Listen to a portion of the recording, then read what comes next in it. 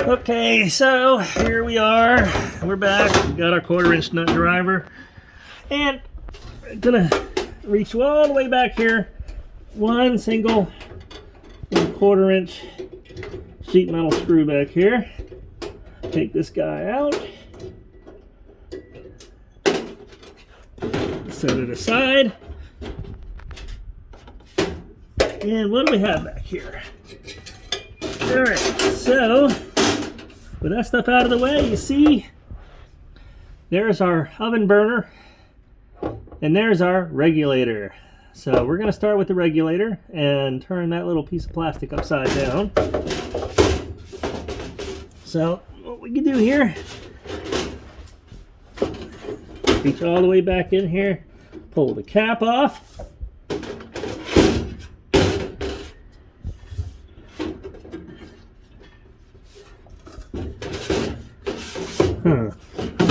Trying to get a light in here so I can see it. Nice. Let's get the videographer to do this. Can you see where my finger's pointing? I need to be able to see this thing right here. Still can't see. Okay, so looks like what we do is we unscrew this thing right here. Try not to mess up that top piece. So let me grab my wrench and do that. So let's see what we got here. Let's go ahead and, that wasn't all that tight. Let's go ahead and unscrew it. That's what we have. Look at the bottom of that, nothing to it. Now, all there is a spring here. Let's take a look at this thing up here with the instructions. Okay, so looking at this one, this is the one we have. What we've got, natural gas, as you can see, the pointy thing is pointing at the cap. Propane, the open part is pointing at the cap. So I'm going to turn this around and point this thing at the cap, just like that little picture there says. Okay, so back here at the regulator, take this guy and just screw this back in with that thing all turned around. And as I said before, it wasn't all that tight. I'll just tighten it so it doesn't, it's a little more than finger tight. Okay. You know what? I think I didn't have the rubber cap thing on there correctly. I'm going to redo that. If it's worth doing once, it's definitely worth doing twice. Put this on the other side of it. There we go. Now that's right. Okay. Put the cap in.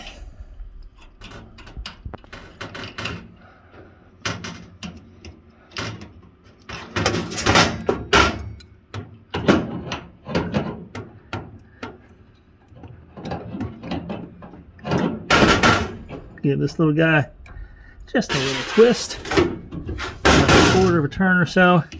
Put the cap back on it. Now, the next thing we got is we got our oven burner, which is right back there.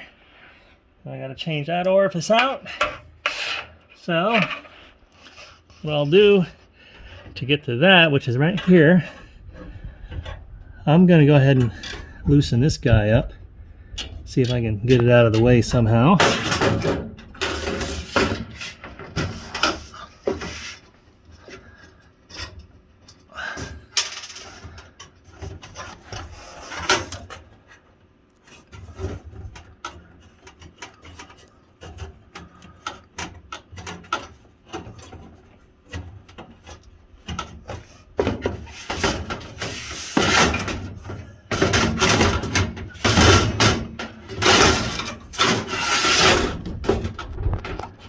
I think a headlamp might work a little better in a situation like this.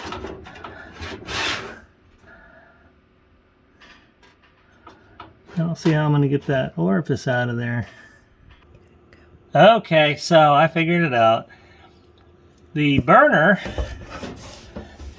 which is this guy right here, the burner tube, is only held in with these two screws here. So what I need to do is take those off and lift this up.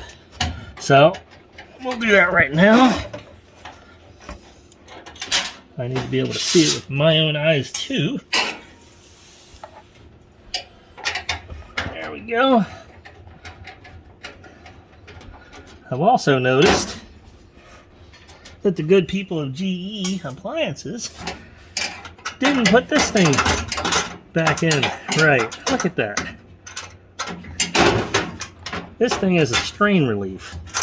It needs to be over here on this side so those wires don't go all over the place, I guess. So I'll tighten that up. Alright, so with our burner loosened from the wall, just lift it up out of the way. See if I can get back in there. Be nice to have longer arms. Alright, so that should be enough up out of the way. Enough out. Oop, here we go. Set it aside like so.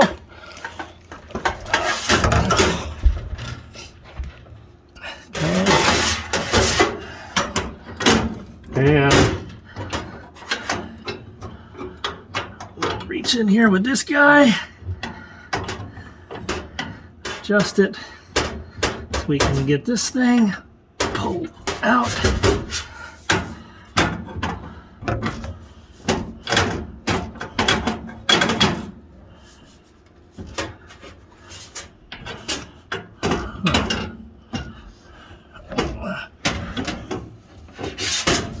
Adjustable wrench.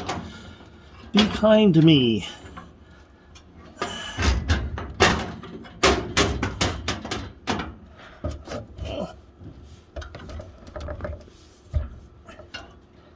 Wow. Is this thing on or what?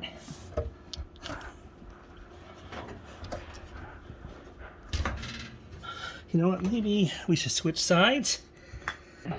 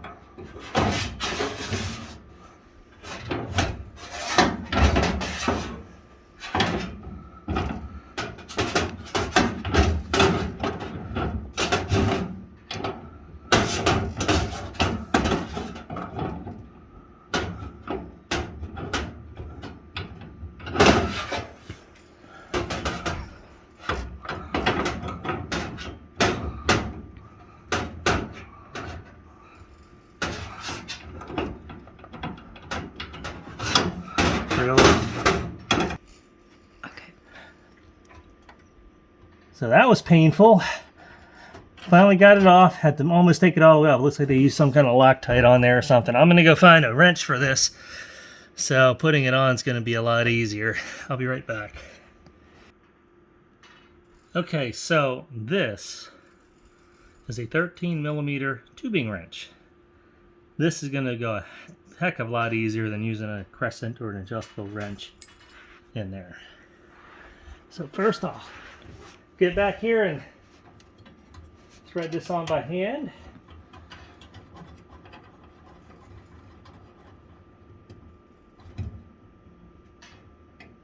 Okay, there that is. 13mm. Slide it right over the top.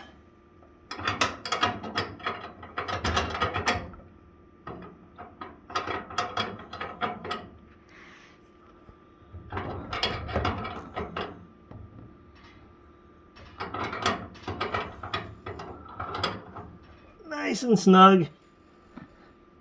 There we go. See how quick and easy that was? Now we'll just go ahead and reach in here and see if we can line this back up on here. Where are the holes? There they are. Right there. I'll get the screws right here, and I'll get the 1/4-inch nut driver. And I'll put these in the hole first. Maybe.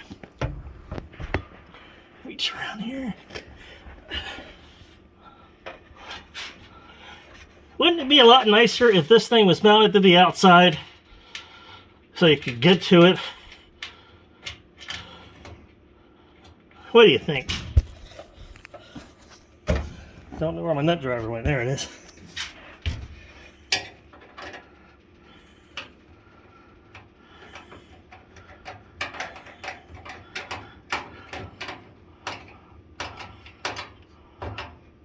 Okie dokie. See if I can hold it steady in the wrench. Nope. It'll fall right out.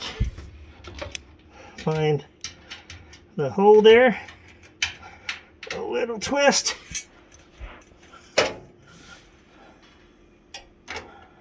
Try to get it in before it falls out. Here we go. Okay. There we go. Now we can put our cover back on.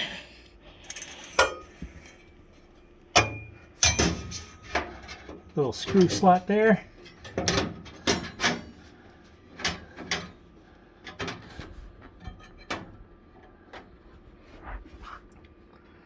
Little hole back here. Okay. And then get this guy right on in there. Okay. Just like new. Propane converted. Now we got to hook it up to gas and we're good to go. Okay, so this is where we should have been about 20 minutes ago. Had this thing already been converted to propane. This is the fitting off of the stove, the range we took out. Go ahead and put the adapter on.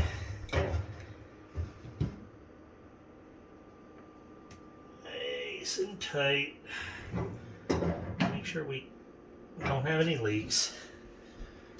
I'm taping. Okay, so slide the stove back. Get kind of close. Close enough for me to plug it in. Well, you know what? I can do that in a minute, I guess.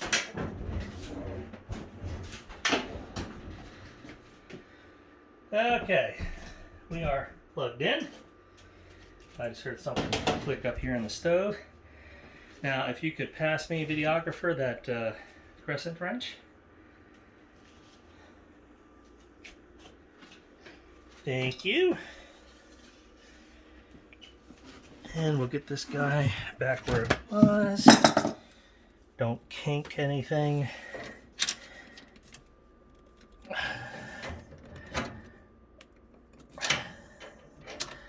I usually back this off a little bit.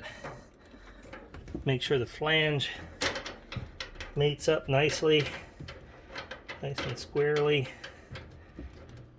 You can kind of jog it a little as you twist.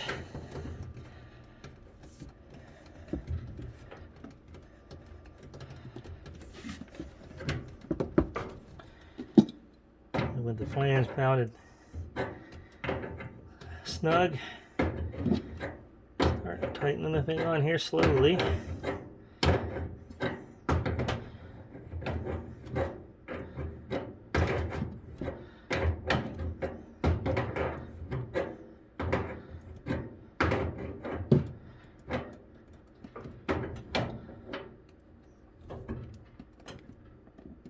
Last little bit. Make sure the wrench is adjusted properly.